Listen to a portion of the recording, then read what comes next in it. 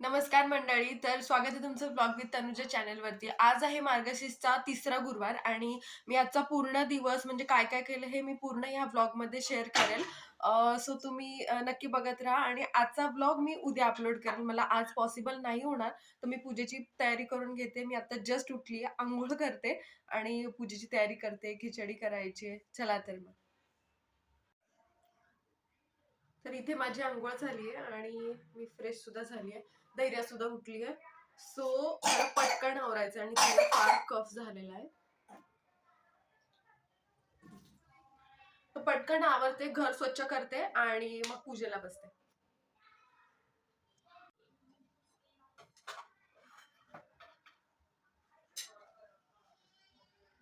इथे ना मी नुकतंच एक कानातलं घेतलं होतं, चांदीचं कानातलं होतं आणि ते हरवलं होतं. त्याच्यामुळे मी माझे परत सोन्याचे कानातले वेअर करत होते आणि हे खूप छान टॉप्स आहेत. हे धीरजनी मला फर्स्ट एंगेजमेंट ॲनिव्हर्सरीला दिले होते. खूपच छान वाटतात मला आणि खूप आवडतात.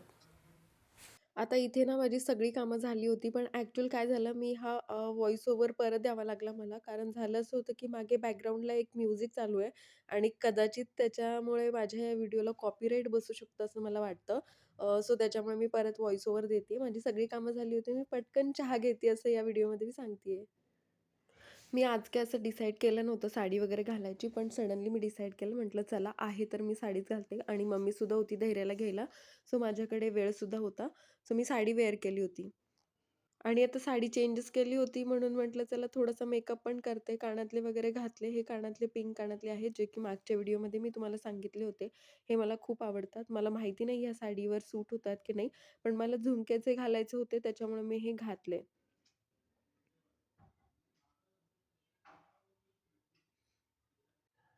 तर मला ना तुम्हाला हे सांगायचं आहे, की मी असं वन साइड पदर घेतलाय. मला अजूनसुद्धा पिनअप एवढं जास्त करता येत नाही, पण मी ट्राय करते. तर अशी छानपैकी मी रेडी झालेली आहे आणि तुम्ही बघू शकता, ही साडी ना माझी खूप दिवसापूर्वीची आहे. ही साडी मी घेतली होती चोपड्यावरून. मला खूप जास्त आवडते. पण हा याच्यावरचा ब्लाउज नाहीये. मी याच्यावरती ना स्लीवलेस ब्लाउज शिवून घेतला होता. इतकी सुंदर साडी आहे, वेअर केल्यावरती सुद्धा खूप छान वाटते आणि मी हार्डली ही साडी ना एकदा किंवा दोनदा वेअर केलेली आहे. सो चला खूप उशीर झालेला आहे. मी पटकन पूजा करून घेते. चला. इथे ना पूजेच्या तयारीला मी लागले होते आणि मी असं दोरी ऑलरेडी बांधून ठेवली होती. पण काय झालं लास्ट टाईम ती निघत नव्हती त्याच्यामुळे मला ती कापावी लागली.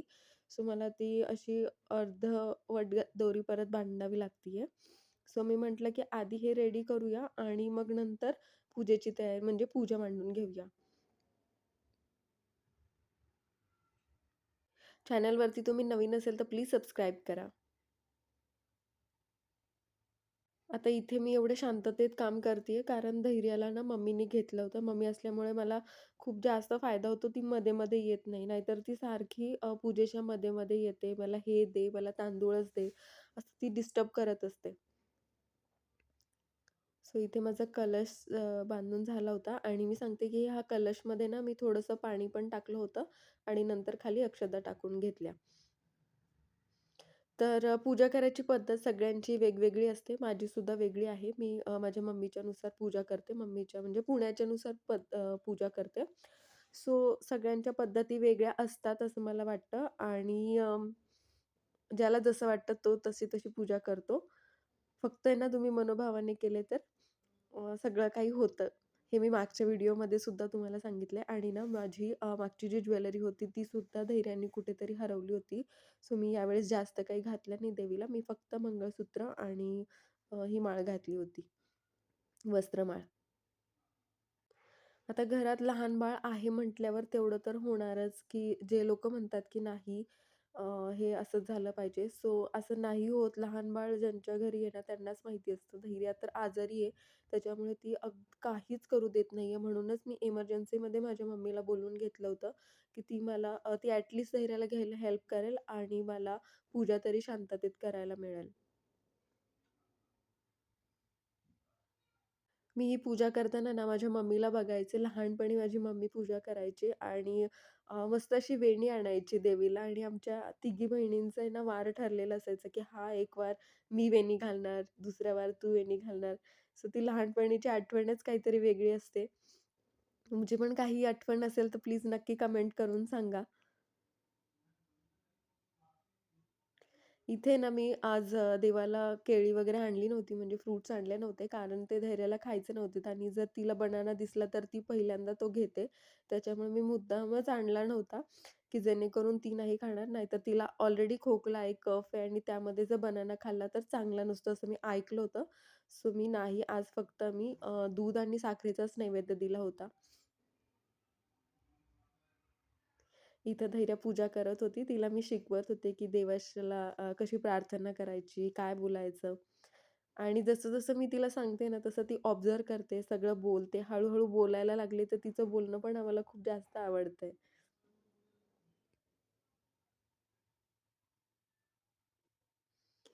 नंतर मी तिला कॅमेऱ्यात बघून हाय करायला लावलं होतं, तर ती थोडीशी शाय आहे.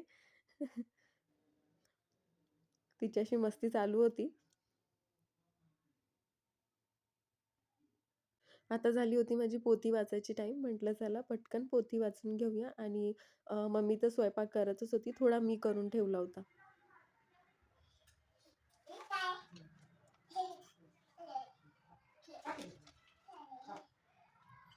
ओम श्री गणेशाय नमः, श्री लक्ष्मी दैवे नमः, ओम श्री क्लू, ओम धन देहि मामा, ओम धनधाय नमस्तुभ्यं निधी पद्य दीपाय.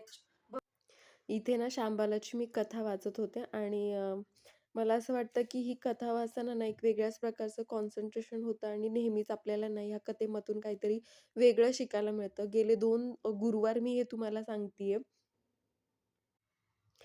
तर मी माझा एक्सपिरियन्स तुम्हाला एक शेअर करते. काय झालं होतं मध्ये ना धीरजची कधी-कधी नाईट ड्युटी असायची. सो रात्रीची मी एकटीच असायची आणि त्यावेळेस धैर्यसुद्धा नव्हती. सो मला खूप जास्त भीती वाटायची आणि मी लग्नाच्या आधी अशी कधीच एकटी नाही राहिली होते. त्यामुळे मला जास्त भीती वाटायची. पण आणि मला समजायचं नाही की मी त्यावेळेस काय करू? मी एकटी बसून राहायचे पहाटेपर्यंत. मी तशीच बसायचे, हलायचे नाही. मी किचनमध्ये एकटी जायचे नाही. आणि मला झोपसुद्धा लागायची नाही. तेव्हा धीरजनी मला सांगितलं होतं. त्यांनी मला स्वामी समर्थांचा फोटो आणून दिला आणि मला म्हटलं, की "हे बघ स्वामी आहेत, तू आहे ना फक्त विश्वास ठेव. बाकी तू काही करू नकोस. फक्त विश्वास ठेव, की स्वामी तुझ्यासोबतच आहेत." आणि खरं सांगते त्याच्यानंतर जो चमत्कार झालाय ना, तो खरंच त्या दिवसानंतरची माझी भीतीच गायब झाली आहे पूर्ण. आणि स्वामी समर्थ आहेत म्हटल्यावर मला कशाची भीती? ते सदैव माझ्या आणि माझ्या कुटुंबाच्या मागे उभे राहतात हे मला माहिती आहे, हा मला विश्वास आहे. सो इथे मम्मीच्या हातून पूजा करून घेतली होती, आरती करून घेतली होती. देवी जय महिषासुरवदिनी वरदे तारिक संजीवनी जय देव जय देव. मम्मीने आज मस्त गाजराचा हलवा आणला होता, जो की मला खूप जास्त आवडतो. इथे मी बटाट्याची भाजी केली होती, पुरी बटाट्याची भाजी आणि वरण भात आजचा बेत असा होता. जेव्हा उपवास असतो ना, तेव्हा मला खूप जास्त भूक लागते. कारण अजूनसुद्धा मी फीडिंग करते. मला सोडायचं आहे धैर्याचं फीडिंग. मी नक्कीच ते ट्राय करेल. आणि तुम्हाला आजचा व्लॉग कसा वाटला हे नक्की मला कमेंट करून सांगा. चॅनलवरती नवीन असेल तर सबस्क्राईब करा आणि भेटूया नेक्स्ट व्लॉगमध्ये. चलो बाय बाय.